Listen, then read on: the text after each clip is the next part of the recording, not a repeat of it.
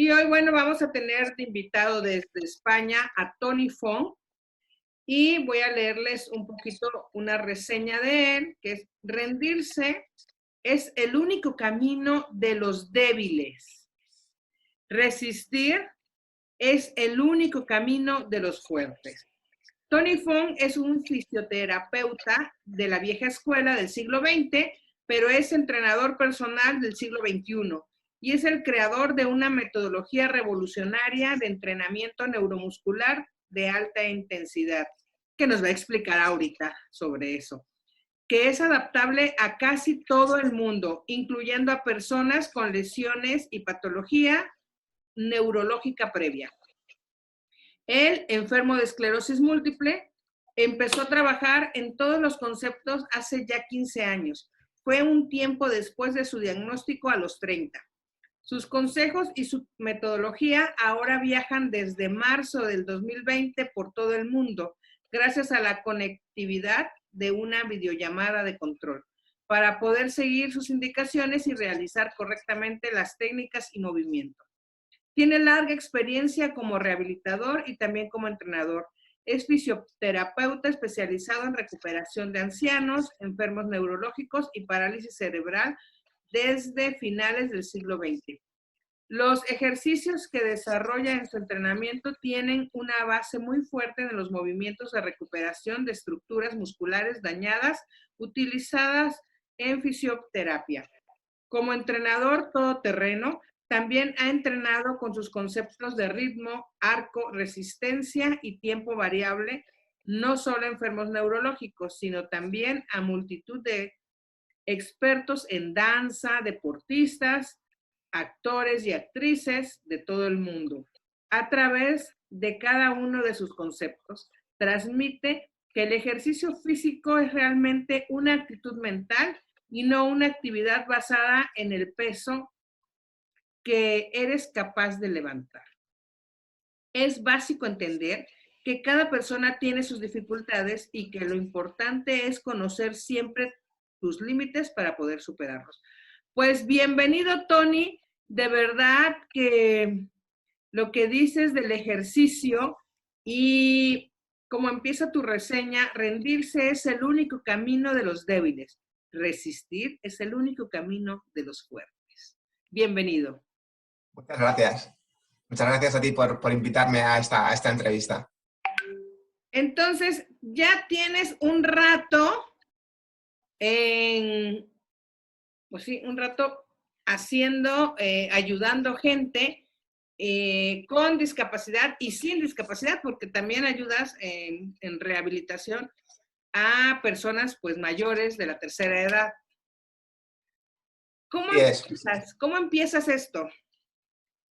Pues yo empecé esto, pues digamos que a raíz de mis primeros brotes de esclerosis múltiple. El hecho de tener una enfermedad como la esclerosis múltiple para un profesional como yo, que soy fisioterapeuta y que estaba bastante en contacto con enfermos de tipo neurológico, con personas con trastornos de movilidad producidos por enfermedades de tipo neurológico, pues para mí como profesional pues fue bastante duro de afrontar, digamos, en los primeros momentos. Me resultó bastante duro de entender y de afrontar cómo iba, digamos, a responder ante esta enfermedad. Y una de las maneras que se me pasó por la cabeza pues era intentar darle, como dice Pablo Motos en su programa aquí, darle la vuelta a la tortilla y decidir empezar a trabajar de otra manera, empezar a trabajar mi musculatura de una manera diferente a la que yo había conocido y, digamos, la que yo había visto en los gimnasios, y empezar a trabajar la musculatura, pues digamos, haciendo una fusión entre lo que se hacía en los gimnasios y todos los conocimientos que yo tenía como fisioterapeuta, que llevaba trabajando durante años con enfermos neurológicos, y aplicarlo a mi patología. Y empecé a trabajar con ellos. Eso fue el principio. Fíjate, qué interesante que de verdad, bueno, tienes que hacer un ejercicio, bueno, en cuanto a la terapia, para que el músculo pues no se atrofie. Exacto, exacto. Sí, gran parte de nuestro trabajo como fisioterapeutas en rehabilitación, pues con los enfermos neurológicos, pues está basado en conseguir que la musculatura siga funcionando al mismo nivel y permita a la gente tener una vida pues lo más activa posible, porque esa actividad en la vida cotidiana es lo que va a hacer que la progresión de una enfermedad neurológica pues sea muchísimo más lenta. Y con la terapia o esta rehabilitación, ¿sí llegan a mejorar? Pues la realidad es que sí, la realidad es que sí. Lo que pasa es que, bueno, la conexión tiene que ser buena, es decir, la persona tiene que tener una actitud frente al esfuerzo físico que no tiene nada que ver con la patología neurológica que tenga la persona. Yo he trabajado, he hecho rehabilitaciones a muchísimas personas y decir que yo soy capaz de rehabilitar a cualquier persona pues sería completamente ridículo. Yo tengo los conocimientos necesarios y requiero que la persona tenga evidentemente una actitud y digamos que una mezcla entre mis conocimientos, mis técnicas y la actitud que tiene la persona, pues es lo que acaba desembocando en que la persona pueda recuperarse o pueda mejorar, o incluso pues en algunos casos pues, pueda llegar a tener una funcionalidad muy similar a la que tuvo antes de empezar con la patología neurológica, pero depende siempre del estado de la patología, de cuántos años lleva la persona, digamos, de inactividad y sobre todo de su actitud frente al esfuerzo físico. Pero bueno, esa actitud es la que también depende de mí como fisioterapeuta y lo que pasa es que no depende de lo que yo diga, depende también de lo que la persona sea capaz de dar, digamos, de enfrentarse a su realidad. Entonces, tampoco, siempre digo que mi técnica es una técnica que yo considero muy buena, no solo porque la haya inventado yo, sino porque he visto que es una técnica con muy pocos riesgos en el sentido de que no es una técnica en la que yo vaya a saturar las estructuras musculares y yo vaya a forzar las estructuras musculares hasta un máximo que ellas no puedan realizar, sino que lo que yo voy a hacer es, digamos, forzar o intentar que la persona se esfuerce de una manera mental, de una manera neurológica frente al ejercicio, y eso es lo que tiene un impacto sobre todo en las personas con patología neurológica.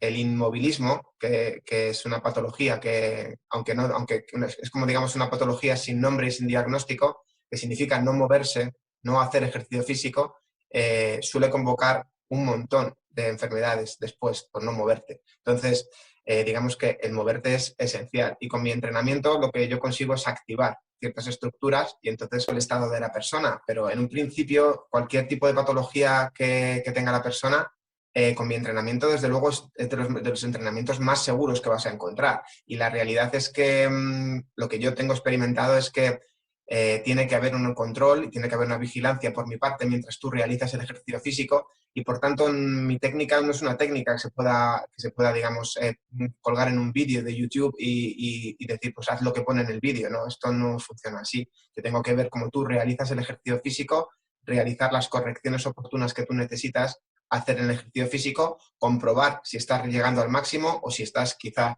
forzando demasiado las estructuras para que yo te pueda aconsejar que no hagas el ejercicio de esa manera o que, porque lo bueno que tiene mi entrenamiento, la digamos, la maravilla que tiene mi entrenamiento es que es muy adaptable. Es decir, que si una persona puede realizar un ejercicio físico, pues yo voy a intentar que fuerce, pero puedo adaptar el ejercicio para que la persona nunca sobrepase sus límites. Entonces, yo diría que es un ejercicio muy aconsejable para toda persona que le interese o le apetezca probar una técnica segura dentro de la patología que tenga de tipo neurológico. Y, por supuesto, para personas que no tienen ningún tipo de patología, porque cuando yo empecé a entrenar con mi técnica, las primeras personas con las que yo estuve entrenando no eran personas con patología. Yo solo informaba, les decía, es una técnica de entrenamiento completamente nueva, la tengo probada en mí mismo, la he probado con varias personas, pero no creo que sea una técnica para probar con personas con patología. Pero cuando han pasado ya 10 años de ese momento, pues yo ya me he considerado bastante preparado como para empezar a trabajar con personas con patología y he podido observar que no hay ningún riesgo y que los efectos son positivos y que de momento, hasta el momento, no ha habido nadie que me haya dicho pues que haya tenido algún tipo de dolor o patología en base a mi entrenamiento, sino que al revés, sino me encuentro mucho mejor, me encuentro mucho más activo, duermo mejor y hago los ejercicios y de hecho estoy haciendo más ejercicios de los que hago contigo. Hago ejercicio contigo, pero luego también voy a nadar al gimnasio, también voy a caminar, es decir, hago todo tipo de ejercicio que puedo hacer porque me siento más activo. ¿En qué consiste tu técnica? Pues mi técnica no es sencilla de explicar, porque se trata de una técnica en la que yo voy a trabajar los ejercicios musculares, voy a trabajarlo en unos intervalos de tiempo, voy a ponerte un intervalo de tiempo en el que tú vas a realizar un ejercicio físico y luego yo voy a utilizar, eh, digamos, unas variaciones dentro del ejercicio, haré unas variaciones de velocidad, de ejecución del ejercicio, de arco, del movimiento en el que estás realizando el ejercicio y ¿Qué de es resistencia. arco? Arco, el movimiento, es decir, si yo estoy moviendo un brazo y lo estoy moviendo así, no es lo mismo realizar el arco de movimiento completo que realizarlo más pequeño. Si yo subo más, bajo más, esa es una modificación del arco, a eso me refiero con el arco.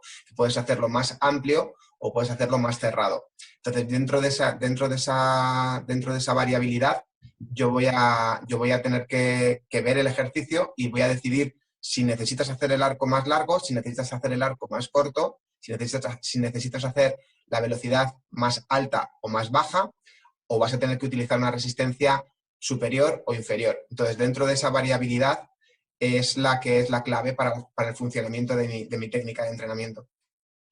Ah, ok. No, pues entonces sí lo tienes que estar viendo, que haga su ejercicio, pero tú lo Ujú. estás monitoreando. Claro, evidentemente. Necesito una videollamada en la que yo pueda ver perfectamente cómo la persona está realizando el ejercicio. Es muy especial, digamos, la videollamada, porque aunque el contacto que tengo con las personas es como el que estoy teniendo ahora contigo, tenemos una videollamada, yo te estoy viendo a ti, tú me estás viendo a mí, siempre digo que es una videollamada muy particular, porque yo te tengo que ver a ti y tú me tienes que oír a mí. Es decir, me vas a ver, pero lo importante es que me oigas, porque yo te voy a dar las indicaciones y tienes que oírlas.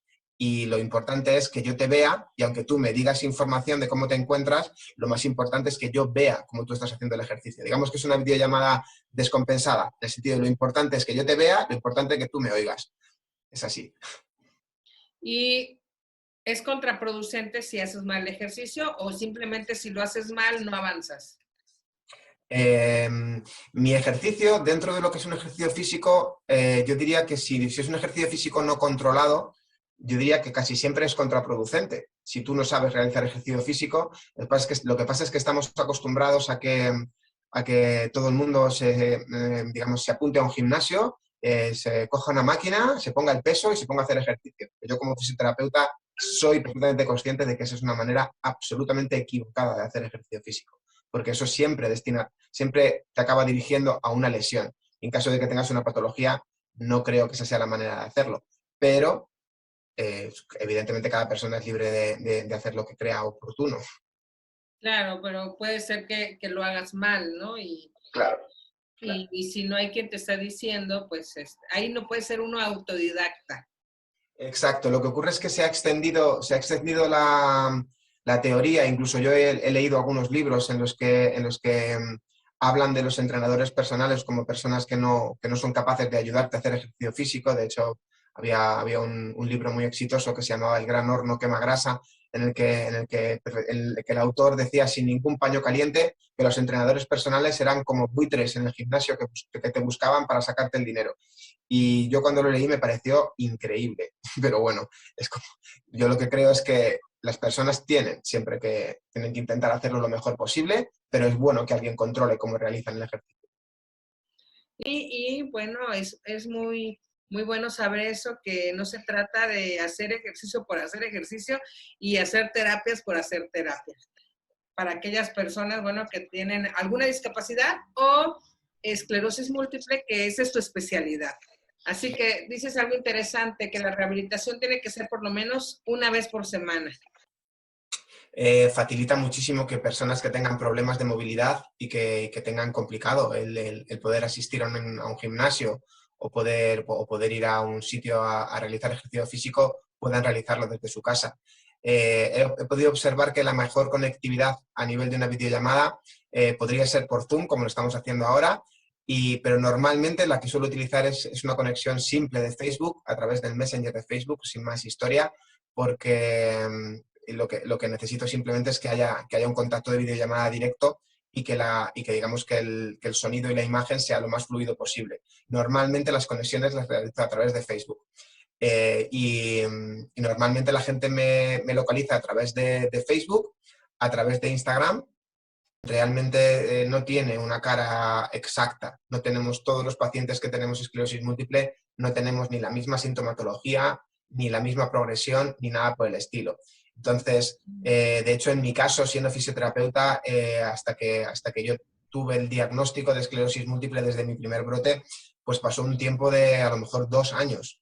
Es decir, pasaron 2 años de pruebas para que yo tuviera, para que un médico me dijera, sí, es esclerosis múltiple. Lo que tenemos es esto. Hemos tenido un montón de fundaciones que están dedicadas casi íntegramente a realizar labores pues, de integración, hacer labores de ejercicio físico, hacer labores de información sobre la esclerosis múltiple. Y esto la verdad es que pues eso, es bastante positivo. Es cierto que es una enfermedad, dentro de ser una enfermedad rara, no es una enfermedad tan rara y existen muchas asociaciones en casi todos los países para los enfermos de esclerosis múltiple.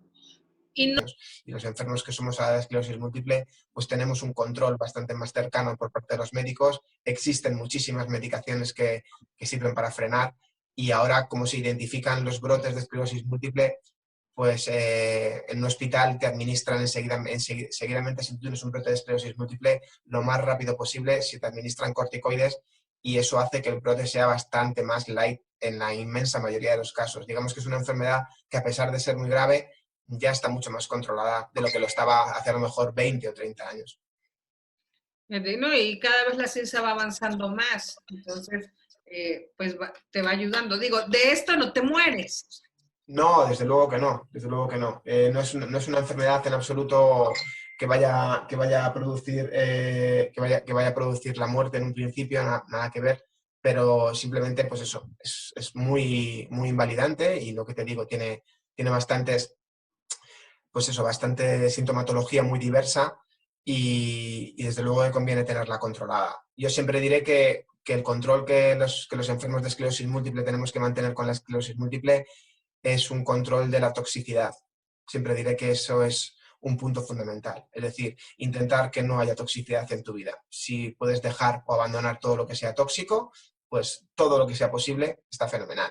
Digo, ni alcohol, ni tabaco, ni... Digo, si es posible no vivir en una gran ciudad, pues muchísimo mejor. Evidentemente, como cualquiera dirá, hombre, eso viene bien para cualquier patología o No, y aunque no tengas patologías. exacto, incluso si no la tienes, vivir lejos de una ciudad, no tener estrés, no fumar, no tomar alcohol, intentar evitar toda la comida que sea mala.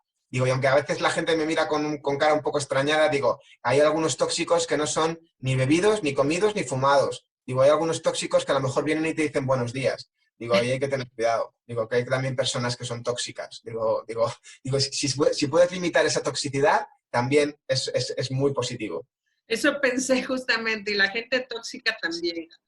Claro, es una de las cosas que yo siempre diré que tienen también que ver en el progreso de cualquier enfermedad y, por supuesto, en una enfermedad como la esclerosis múltiple, desde luego que sí. Yo, de hecho, en los 15 años que yo llevo de diagnóstico de esta enfermedad, pues he podido observar que cuanto menos ha sido la toxicidad en mi ambiente, menor ha sido el impacto de los brotes, más controlado ha estado y eso es siempre muy positivo. Esa es, digamos, la parte que nos toca, la responsabilidad que nos toca a los que tenemos esta enfermedad, intentar que nuestra vida sea lo menos tóxica posible. Es una responsabilidad de todo el mundo, pero en una enfermedad como la nuestra es doblemente importante, simplemente, y tenerlo en cuenta siempre está muy bien. ¿Tú usas, Muy bien. ¿Tú usas silla de ruedas, bastón o nada? No necesito ni silla de ruedas ni bastón. He necesitado en algunos momentos cierto apoyo, pero como te digo, soy fisioterapeuta y en el momento que he visto que podía desarrollar un ejercicio físico, automáticamente he empezado a utilizar mi sistema de entrenamiento y es con lo que, digamos que yo empecé a inventar mi sistema de entrenamiento en base para poder ayudarme a mí mismo. Y una vez que vi que me podía ayudar a mí mismo, dije, pues quizá le puedo ayudar a todo el mundo. Digo, Claro. habrá que intentarlo. Y de hecho, pues ya te digo que la primera parte de mi trabajo desde que descubrí todos estos conceptos fue con personas que no tenían patología neurológica y ellos mismos vi que el progreso era muy bueno. En mi página de Facebook tengo un montón de progresos. Siempre digo, lo único que a la gente le llama la atención es ver como una persona que le sobran kilos, después de entrenar conmigo se queda delgada. Y digo, bueno, pues eso fue lo que publicaba, ¿no? Pero realmente con mi entrenamiento es un cambio muy profundo en la mentalidad. Entonces es normal que las personas también modifiquen sus hábitos alimentarios y eso también produce un adelgazamiento. Entonces todo está tremendamente conectado en el cuerpo humano. ¿Y de tiempo, cuánto tiempo tarda tu técnica de un día a la semana? ¿1 hora, 2 horas? ¿Cuánto tiempo? Pues las clases mías duran exactamente 50 minutos. Son 50 minutos de la clase y luego realizamos unos ejercicios de estiramiento que no tienen, digamos, nada que ver con mi entrenamiento, pero sí tienen que ver con mi conocimiento como fisioterapeuta. Realizamos una serie de ejercicios de estiramiento y digamos que la clase dura unos 55 minutos. Siempre digo 1 hora, pero bueno, 50-55 minutos. Pues está bien que te dediques totalmente a hacer la terapia y tiene que ser un día a la semana, o no importa que digas todos los lunes, todos los martes, o da igual, entonces... No. Siempre digo lo que digo siempre es que hay que intentar que no pase un tiempo más allá de 10 días, si puede ser. Es decir, que no intercales demasiado. Si entrenas un lunes, no entrenar el viernes de la siguiente semana, porque eso ya serían 7 días más 4, ya serían 11, y es como, pues intentamos que se mantenga más o menos en el máximo como de 7-8 días, pues es lo ideal. No tiene por qué ser todos los lunes, pero si es un lunes y el otro día pues puede ser un miércoles, pues un miércoles. Y el día siguiente pues puede ser un jueves o un martes, pues fenomenal. Es decir, tampoco tiene que ser una gran exactitud, pero sí intentar que no pasen de los 10, 11 días. Eso yo diría que es lo ideal en mi entrenamiento. Pero es que si tú dejas de entrenar durante demasiados días, digamos que ciertas estructuras que estamos entrenando se desconectan. Es como si estás haciendo una carrera y dejas de estudiar durante 2 semanas, pues vaya, otra vez tienes que volverte otra vez a coger el hábito, otra vez tienes que volver a estudiar y es complicado. Pues mi entrenamiento es similar en ese aspecto. Es decir, que no conviene dejarlo mucho tiempo. Terapia, porque el músculo pues se atrofia definitivamente si no haces ejercicios. Así es. El músculo, las estructuras musculares que tenemos en el cuerpo son estructuras muy complejas, pero tienen ciertas cosas que son bastante esenciales, la musculatura tiene una función, digamos, cinética, es decir, que necesita funcionar para no hacerse cada vez más débil. Es decir, si una persona, aunque no tenga patología, decide quedarse en una silla, aunque no tuviera patología, decide no andar, a partir de determinados días eso va a ser muy terrible, aunque no tuviera ninguna patología, y si la tiene, pues aún peor. Pero fíjate que sí, a lo mejor las personas de la tercera edad que ya no van a trabajar, que están jubiladas, que están en su casa, se sientan a leer el periódico, se sientan a ver la televisión, se sientan a escuchar el radio y ya no tienes esa actividad, pues yo creo que también se podría, o sea, sí te pueden decir, oye, quiero que me hagas una terapia porque pues no salgo a caminar, entonces también aplica.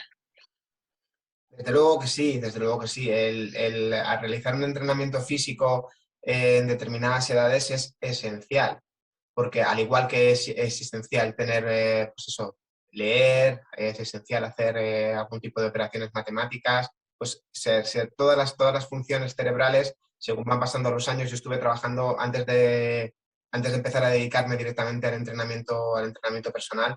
Como fisioterapeuta, mis últimos años de trabajo fueron con personas mayores en una residencia y podía observar perfectamente que la inactividad, el no realizar movimientos, el estar sentado demasiadas horas sin realizar ejercicio físico, conllevaba una serie de patologías que no eran en absoluto aconsejables y que no hacían evidentemente una vida plena para una persona mayor, un anciano. Es completamente así. Y yo como fisioterapeuta, pues evidentemente que eso lo voy a aconsejar siempre. Quizás realizar mi entrenamiento, pues tendría que hacer una adaptación dependiendo de la edad que tuviera una persona, porque normalmente la gente suele decir, ¿esto es apto para las personas mayores? Digo, bueno, digamos que hay personas mayores de 70, de 80, de 90 y de 100. Entonces no es lo mismo. Entonces hay que entender cuánto de mayor estamos hablando de la persona, porque hay veces que hay ciertas edades que son bastante más viables para hacer ejercicio físico conmigo y otras actividades que simplemente lo más aconsejable es que la persona salga y camine, simplemente todos los días salga y camine durante X tiempo, salga y camine cuarto de hora, 20 minutos, media hora, lo que sea necesario.